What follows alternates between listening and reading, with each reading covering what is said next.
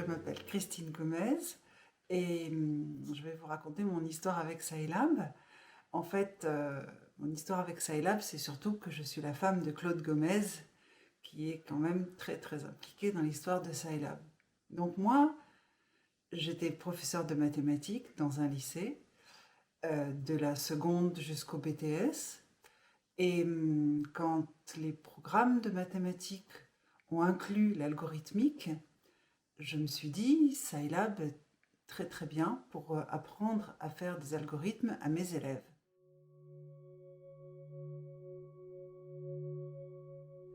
Alors, je suis née le 14 mars 1955, donc il y a déjà 67 ans, à Marseille.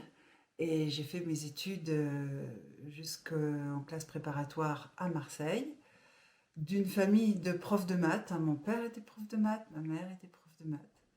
Et assez naturellement, je choisis de devenir prof de maths. Du coup, j'ai passé les concours, je suis rentrée à l'École normale supérieure de Fontenay-aux-Roses. À l'époque, c'était que des filles. Et là, j'ai suivi le cursus normal, j'ai passé l'agrégation et je me suis retrouvée professeure en lycée.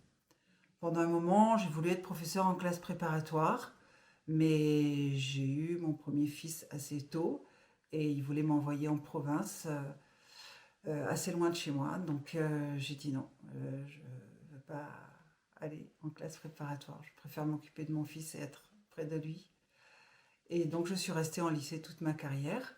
Et finalement, j'ai beaucoup aimé ça parce que c'était assez varié et on peut faire pas mal d'expérimentations.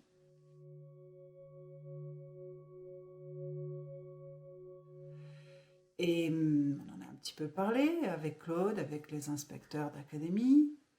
Et je me suis dit, la mieux placée pour introduire Scilab dans les lycées, c'est moi, puisque je suis à la fois professeure de mathématiques et à la fois bien dans le bain grâce à Claude. Donc, on a mis ça en place et à partir de l'année 2008, à la rentrée 2008, j'ai eu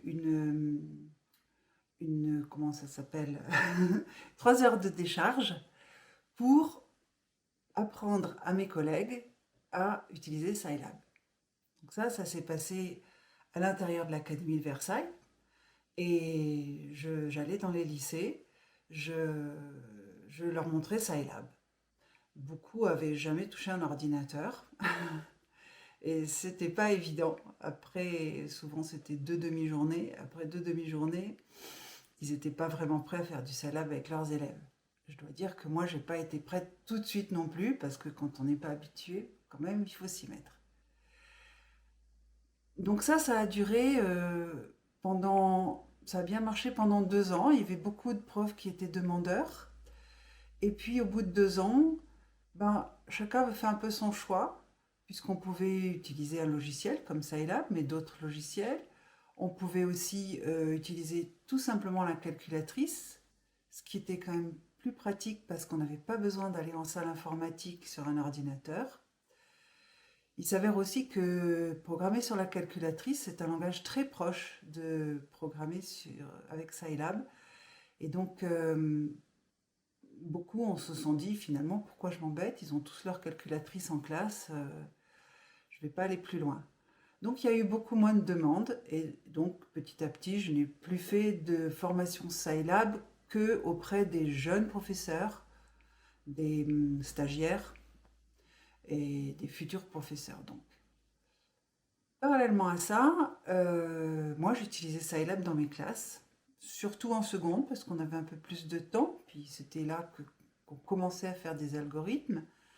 Et je dirais qu'on y allait avec une classe environ 10 heures par an. Pas beaucoup plus parce qu'il fallait réserver la salle et on y allait en demi-groupe, donc ça prenait du temps. Et les élèves aimaient bien ça. Prenaient ça un petit peu comme un jeu. De temps en temps, on programmait des jeux aussi. Euh, bon, c'était pas évident pour eux, mais c'était très intéressant. Et puis, le fait que Scilab soit un logiciel gratuit, c'était quand même important pour le faire rentrer dans tous les lycées.